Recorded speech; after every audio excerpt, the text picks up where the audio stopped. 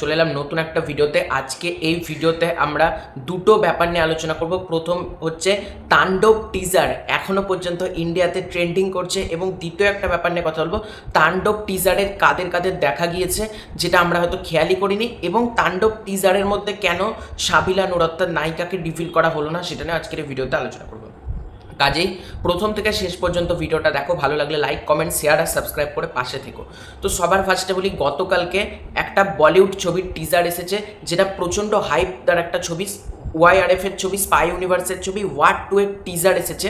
সেই টিজারটা বর্তমানে এখন 1 নম্বর ট্রেন্ডিং করছে, কিন্তু সেই টিজারটা আসার পরও মেগাস্টার শাকিব খানের তাণ্ডবকে কিন্তু ট্রেন্ডিং থেকে এখনও নামানো যায়নি। টানা 2 দিন ধরে কনস্ট্যান্টলি কিন্তু ইন্ডিয়াতে তাণ্ডবের কন্টেন্ট ট্রেন্ডিং করছে। আমি তোদেরকে স্ক্রিনে দেখাচ্ছি, তাণ্ডবের কন্টেন্ট কিন্তু এখন 14 নাম্বারে ট্রেন্ডিং করছে। ঠিক আছে, আমি যখন ভিডিওটা করছি মানে নাম্বার 14 ট্রেন্ডিং করছে। তার মানে ভাবো কি পরিমাণ একটা সিনেমা নিয়ে ক্রেজ থাকলে, কি পরিমাণ হাইপ থাকলে এই জিনিসটা ঘটতে পারে। আমি চাই সিনেমাটা যাতে ইন্ডিয়াতে রিলিজ করা হোক। আমি জানি না ইন্ডিয়াতে সিনেমাটা রিলিজ করা হবে কিনা, তবে যে পরিমাণ ট্রেন্ডিং দেখছি 14 নাম্বারে কিন্তু আমরা ট্রেন্ডিং দেখতে পাচ্ছি, যেটা একটা বলিউড ছবির সামনে কিন্তু হিউজ ব্যাপার, মানে এইরকম ট্রেন্ডিং বলা যেতে পারে।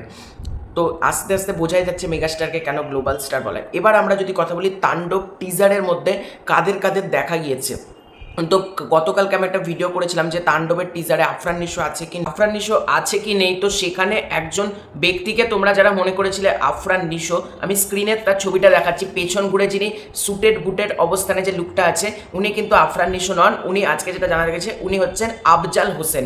আফজাল হোসেনকে কিন্তু ওই পেছন ঘোরা ব্যক্তি যিনি দাঁড়িয়ে আছেন সেটি আফজাল হোসেন, এবং আফজাল হোসেনকে কিন্তু তাণ্ডবের ফোরকাস্টে দেখা গিয়েছে। এরপর যাকে দেখা গিয়েছে তোমরা দেখা একজন মেয়ে, যে মানে ওই পেছন ঘোরা ব্যক্তির পর একজন মেয়ে তাকাচ্ছে, ওই মেয়েটি হচ্ছে রোজি সিদ্দিকি। রোজি সিদ্দিকে কিন্তু তাণ্ডব টিজারের মধ্যে মানে তাণ্ডবের ফোরকাস্টে দেখা গিয়েছে। এরপর একজন দেখো ব্যক্তি আছে বন্দুক হাতে নিয়ে যেটা দাঁড়িয়ে আছে, ওইটা হচ্ছে সুমন আনোয়ার।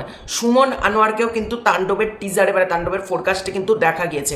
এছাড়া আমি টিজার ব্রেকডাউন যে ভিডিওটা করেছিলাম সেখানে তোমরা দেখতে পাবে, আমি বলেছিলাম যে FS9 SW80 স্কোয়াডের একজন অন্তর্গত মানে একজন মানুষ হতে চলেছে। তো SW80 স্কোয়াডের মধ্যে যিনি রয়েছেন, তো FS9কেও কিন্তু দেখা গিয়েছে তাণ্ডব টিজারের মধ্যে, তোমরা তাকেও দেখতে পাচ্ছ। এছাড়াও আমরা যে পলিটিশিয়ানকে দেখতে পাচ্ছি, মেগাস্টার শাকিব খান গুলি করে মেরে দিচ্ছে, সেই গুলি করে যাকে মারছে সেই পলিটিশিয়ানের চরিত্রে যিনি অভিনয় করছেন তিনি হচ্ছেন ডাক্তার এজাজ। ডাক্তার এজাজকেও কিন্তু দেখা গিয়েছে তাণ্ডবের ফোরকাস্টের মধ্যে। তো এই চারজনকে আমরা দেখতে পেলাম, আফজাল হোসেন, রোজি সিদ্দিকি, FS9, সুমন আনোয়ার এবং ডক্টর এজাজ, এদেরকে দেখা গেছে। বা তোমাদের প্রশ্ন, নায়িকাকে কেন দেখানো হলো না?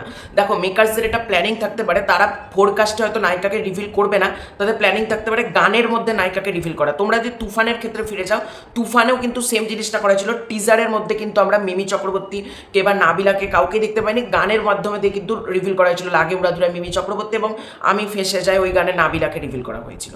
তো আশা করি এরকমভাবে হয়তো সাবিলা নূরকে দেখানো হয়নি টিজারে, সেটা হয়তো রিভিল করা হবে যখন গানগুলো আসবে, তখন হয়তো রিভিল করা হবে সাবিলা নূরকেও।